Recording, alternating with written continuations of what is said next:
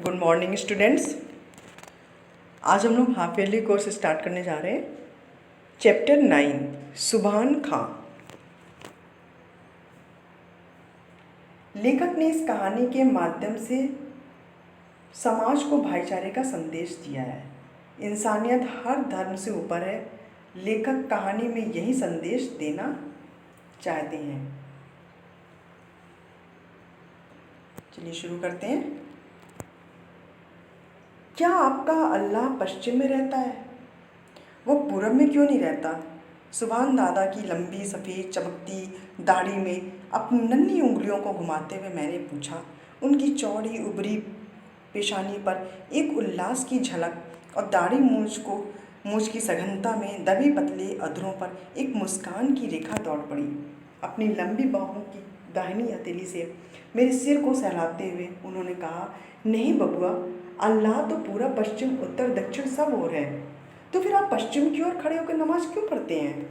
पश्चिम की ओर के मुल्क में अल्लाह के रसूल होते हैं। जहाँ रसूल आए थे वहाँ हमारे तीर्थ हैं।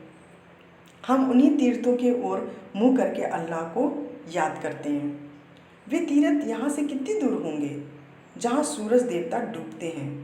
आप उन तीर्थों में गए हैं सुभान दादा? सुभान दादा की बड़ी बड़ी आंखों में आंसू डबडबा आए। उनका समूचा चेहरा लाल हो उठा।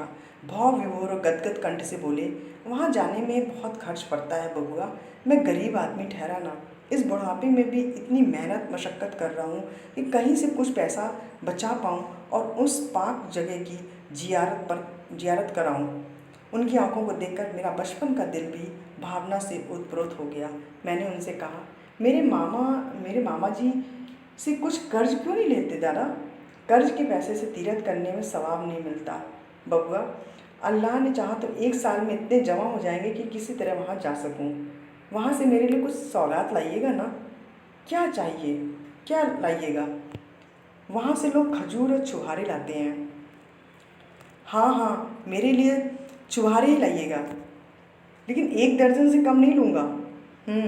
सुभान दादा की सफ़ेद दाढ़ी मूछ के बीच उनके सफ़ेद दांत चमक रहे थे। कुछ देर तक मुझे दुलारते रहे, फिर कुछ रुककर बोले, अच्छा जाइए, देखिए मैं ज़रा काम पूरा कर लूँ। मजदूरी भर पूरा काम नहीं करते, अल्लाह नाराज़ हो जाएंगे। क्या आपके अल्लाह बहुत गुस्सेवर है? मैं तुनक कर बोला। आज सुभान दादा बड़े जोरों से हंस पड़े। फिर एक बार मेरे सिर पर हथेली फेरी और बोले, बच्चों से वो बहुत खुश रहते हैं बबुआ। वो तुम्हारी उम्र दराज है करें। कहकर मुझे अपने कंधे पर ले लिए। मुझे लिए वे दीवार के नज़दीक आए, वहाँ उतार दिया और झट अपनी कन्नी और वसूली से दीवार पर काम करने लगे। सुभान खां एक अच्छे राज मिस्त्री समझे आते हैं। जब जब घर की दीवारों पर कुछ मरम्मत की ज़रूरत होती है उन्हें बुला लिया जाता है। आते हैं, 5-7 रोज़ यही रहते हैं। काम ख़त्म हो जाता है, चले जाते हैं। लंबा चौड़ा तगड़ा बदन है इनका, पेशानी चौड़ी भौवें बड़ी सघन और उभरी, आँखों के कोने में कुछ लाली है, पुतलियों में कुछ नीलेपन की झलक, नाक साधारण ढंग से नुकीली, दाढ़ी सघन, इतनी लंबी कि छाती तक पहुंच जाए। वह छाती जो बुढ़ापे में भी फैली फूली है, सिर पर हमेशा ही एक दुपलिया टोपी पहने और बदन में नीम आस्तीन कुर्ता, कमर में कच्छे वाली धोती, पैर में चमरौधा जूता, चेहरे से नूर टपकता है, मुंह से शहद झरता है। भले ही मनुष्य बोलने चालने बैठने उठने के कायदे की पूरी पाबंदी करते हों, किंतु बचपन में मुझे सबसे अधिक भाती उनकी वह सफ़ेद चमकती हुई दाढ़ी। नमाज के वक्त कमरे में धारीदार लुंगी और शरीर में सादा कुर्ता पहन, घुटने टेक, दोनों हाथ छाती से जरा ऊपर उठा, आधी आंखें मूंद कर जब वह मंद सा पढ़ने लगते, मैं विस्मय विमुक्त होकर उन्हें देखता रह जाता। मुझे ऐसा मालूम होता सचमुच उनके अल्लाह वहाँ आ गए हैं। दादा झपकती आंखों से उन्हें देख रहे थे और यह बात उन्हीं से हो रही है। एक दिन बचपन के आवेश में मैंने पूछ ही लिया, सुभान दादा, आपने कभी अल्लाह को देखा है? वह क्या कह रहे हैं बबुआ?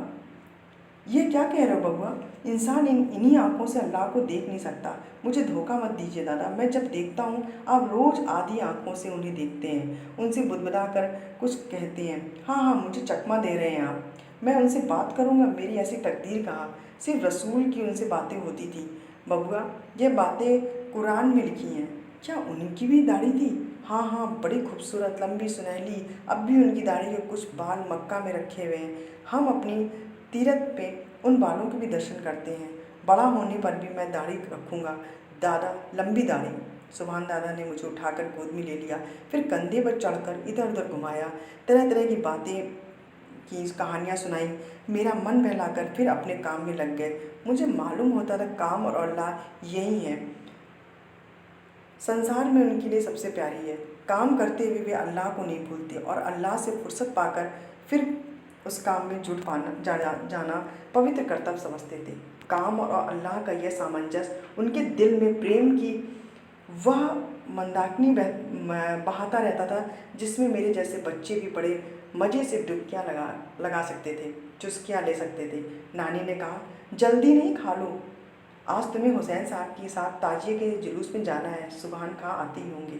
बहुत सारे देवताओं की मनौती के बाद माँ ने मुझे प्राप्त किया था। उसमें एक हुसैन साहब भी थे। 9 साल की उम्र तक, जब तक जनेऊ नहीं हो गया था, मुहर्रम के दिन मुसलमान बच्चों की तरह मैं भी ताजिए के चारों ओर रंगीन छड़ी लेकर कूदा हूँ और गले में गंडे पहने हैं। मुहर्रम उन दिनों मेरे लिए कितनी खुशी का दिन था। नए कपड़े पहनता, उछलता कूदता, नए नए चेहरे और तरह तरह के खेल देखता। इस तरह धूम धड़ाकों में दिन गुजर जाते। इस मुहर्रम के पीछे जो रोमांचकारी हृदय को पिघला देने वाली करुण रस से भरी दर्दनाक घटना छिपी है, उन दिनों उसकी खबर भी कहाँ थी। खैर, मैं नहा धोकर पहन ओढ़कर इंतजार ही कर रहा था कि सुभान दादा वहाँ पहुँच गए। मुझे कंधे पर ले लिया और अपने गाँव ले गए। उनका घर क्या था, बच्चों का अखाड़ा बना हुआ था। पोते पोतियों, नातियों की भरमार थी उनके घर में। मेरी उम्र के बहुत बच्चे थे, रंगीन कपड़ों से सजे धजे, मानो मेरे ही इंतजार में। जब पहुंचा, सुभान दादा की बूढ़ी बीवी ने मेरे गले में एक बद्दी डाल दी, कमर में घंटी बांध दी, हाथों में 2 लाल छड़ियाँ दे दी और उन बच्चों के साथ मुझे लिए लिए दादी करबला की ओर चली। दिन भर उछला कूदा, तमाशा देखा, मिठाइयाँ उड़ाई और शाम को फिर सुभान दादा कंधे पर घर पहुंच गया। ईद बकरीद को ना सुभान दादा हमें भूल सकते थे, ना होली दिवाली को हम उन्हें। होली के दिन नानी अपने हाथों से पुए, खीर और मिठाई परोसकर सुभान दादा को खिलाती थी और तब मैं भी अपने हाथों से अबीर लेकर उनकी दाढ़ी पर मलता। एक बार जब उनकी दाढ़ी रंगीन बन गई थी, मैंने कहा, सुभान दादा, रसूल की दाढ़ी तो भी ऐसी ही रंगीन रही होगी, उस पर अल्लाह ने ही रंग दे रखा था बबुआ। अल्लाह की उन पर खास मेहरबानी थी, उनका सा नसीब हम मामूली इंसानों को कहाँ। ऐसा कहकर झट आंखें बंद कर कुछ बुदबुदाने लगे, जैसे वे ध्यान में उन्हें देख रहे हों। थैंक यू सो मच बच्चों। अब हम लोग नेक्स्ट जो है कल पढ़ेंगे।